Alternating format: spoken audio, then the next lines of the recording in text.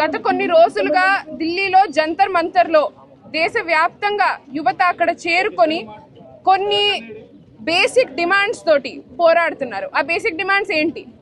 మన దేశంలో విద్యా మంత్రి ఎవరైతే ఉన్నారో ధర్మేంద్ర ప్రధాన్, ఆయన తక్షణమే రాజీనామా చేయాలి అని. ఎందుకంటే ఆయన ఉన్న టెన్యూర్లో మన దేశంలో పరీక్షా విధానం ఏదైతే ఉందో అది పూర్తిగా ఒక రకంగా కుళ్ళిపోయింది. దాంట్లో అవినీతి జరుగుతూనే ఉంటది, మాటి మాటికి పేపర్ లీకులు జరుగుతున్నాయి.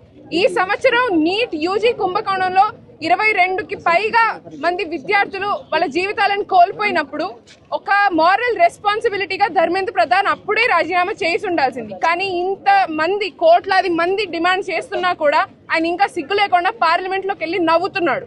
ఎప్పుడు నవ్వుతున్నాడు?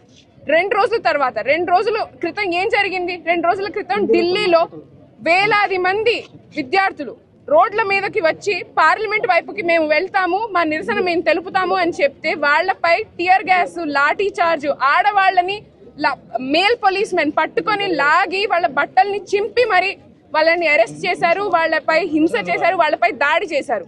వందలాది మంది ఇంకా హాస్పిటళ్లలో ఉన్నారు. ఒక అమ్మాయి, ఒక 20 ఏళ్ల అమ్మాయి నిన్నటి నుంచి ఐసీయూలో వెంటిలేటర్ మీద ఉన్నది ఢిల్లీ పోలీస్ చేసిన స్టేట్ రిప్రెషన్ వల్ల.